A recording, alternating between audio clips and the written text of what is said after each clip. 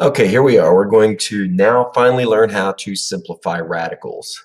You learned how the fundamental theorem of arithmetic allows you to break a composite number down into its unique set of prime factors, and I told you I would show you how that is used to simplify radicals. You probably figured out by now you cannot simplify a a prime number. There's nothing to simplify. Whatever this, if the square root of 5 is just the square root of 5, you can't really simplify it. And you probably also realize that that means that it is also an irrational number. But anyway, so let's start with something really simple. So let's look at the square root of 4. Okay, that's obviously not simplified. You know that that is equal to 2. You wouldn't go around saying, instead of saying 2 times 7, hey, what's the square root of 4 times 7? And it just doesn't make any sense. You need to simplify this, make it a lot simpler. First thing I need to remind you that if there's not a number here, it is a 2. That's the invisible 2, which means what number times itself equals 4? Well, you remember from the prime factorization video, I taught you how to break 4 down into its unique set of prime factors. Okay, so here's what we would do. We go ahead and write that underneath the radical. The square root of 4 is the same thing as the square root of 2 times 2. Well, 2 times 2 is 4. The square root of 4 is 2. But here's how we use this. So what we're going to do is once we've written out our unique set of prime factors under the radical, I'm going to look at this number right here. And if it's not 1 there, I know it's a 2. And I'm looking for groups of that many of the same number. Are there 2 of the same number under here? There are.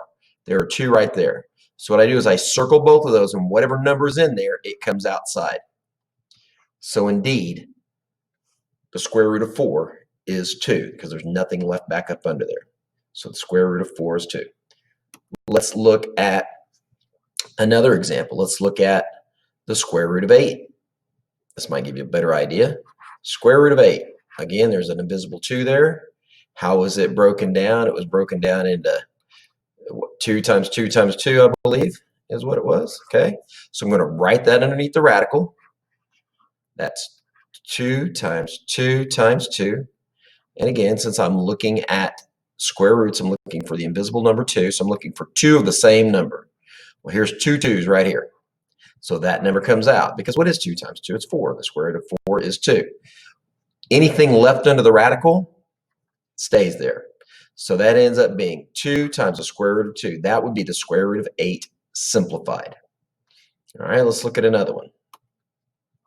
Let's look at the square root of 12. Okay, so we need to break that down into its unique set of prime factors, which would be 2 times 2 times 3, if you remember.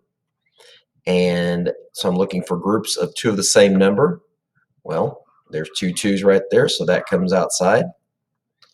And that ends up being the 3 stays inside, so we end up having 2 times the square root of 3. That is the square root of 12 simplified. Okay. When they get a little bit bigger, it gets a little bit more complicated. But let's look at say a cube root.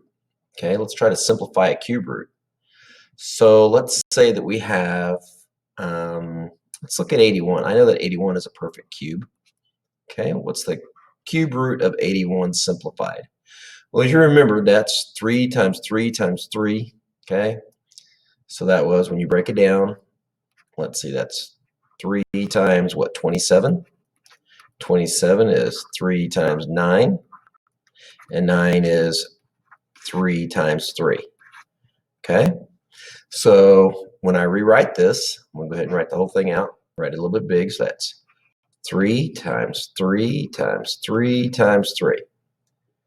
And make sure that I see that I have make sure I have my 3 up here. Okay, so I'm looking for groups of 3 of the same number. Well, there are 3 3's right here. That is 27, right? 3 times 3 times 3 is 27. And whatever number's in there, which is a 3 in this case. So that ends up being 3 cube roots of 3. Okay, now let's look at another one. Let's look at that 426 that we had.